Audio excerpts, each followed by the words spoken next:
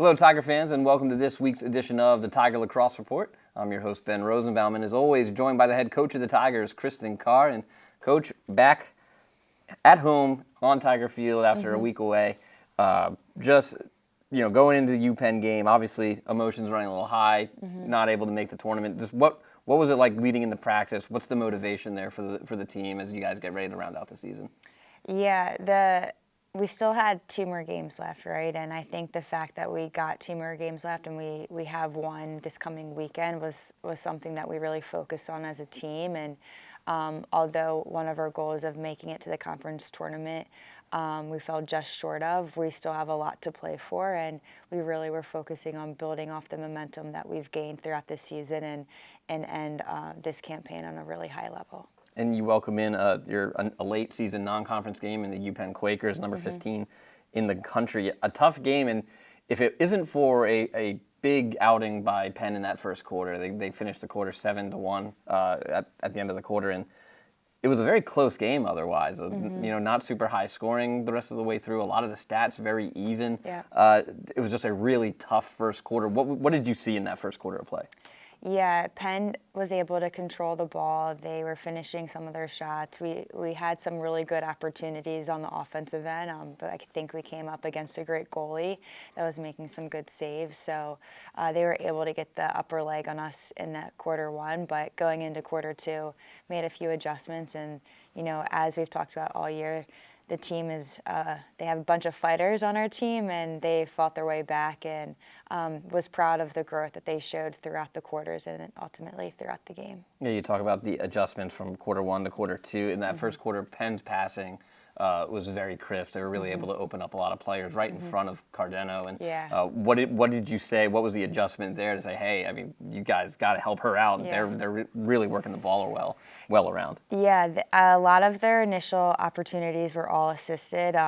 Number 14, I think she had 8 assists on the night. Chunk, yeah. 6 of them were in the first half, and majority first quarter, and we were playing a zone and needed to put a little bit more pressure on her. And we have a couple different defenses, and ultimately switched defenses up going in the second quarter, which we were able to minimize their chances. So credit to the team for being able to step up in that way. And I think it can be difficult when you go down and dig yourself a little bit of a hole like we did, but they really tightened up. Jenna made some unbelievable saves, and we were getting a draw later on, and one thing after another kind of worked in our favor. Yeah, I was going to mention part of the reason that helped Penn jump out, they were winning the draws early and often. Yeah. What was the adjustment there that Emma made in the rest of the draw unit where you only ended up, I think, down 1 in the draws by the end of the game? Yeah.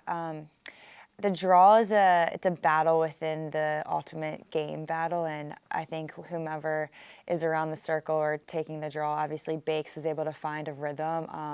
The goal is to stay athletic, to work to beat your girl to the spot and maintain possession, and you definitely were able to see that speed and quickness within our draw unit. Now, you have one more game coming up, obviously senior day. One of your seniors in yesterday's game, Milana Zizakovic, she displayed some individual efforts that I don't think we've seen anybody in a Tiger uniform do, outside of maybe Blair Paris, do, coming off a restart, forcing a turnover, getting the ball. She took one coast to coast at one point. She finishes with a hat trick. I believe it was her 26th hat trick of her career. She is now sitting at 199 points, and knocking on wood, assuming she gets a point against Monmouth, she will be just the 7th player in program history to get 200 points.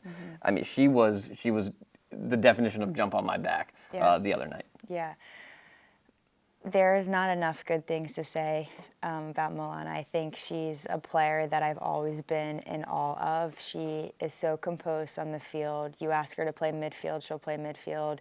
You ask her to get on the circle, she'll get on the circle, and she'll do it with such a fearlessness and a mentality of, I'm going to give everything that I have for this team, and I think people really feed off of that. And she just has an incredible presence. So no matter where she is on the field, she's going to make something happen. And we're very grateful that she's been able to contribute in the way she has. And the rest of that senior class, what will stand out? Obviously, just in your second year here, and they've now been with you for 2 years.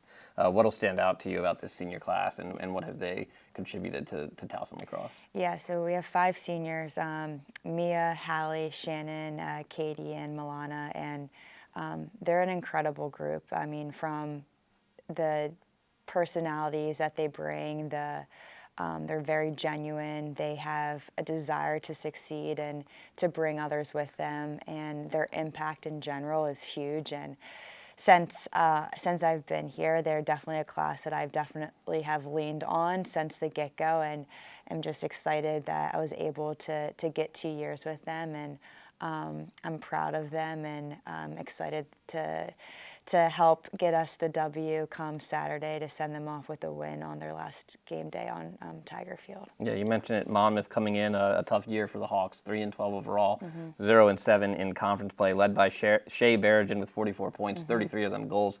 Obviously, Monmouth, they're looking for one. They're looking for one, and what's important about defending home turf here and not letting the Hawks come in and try to spoil a party.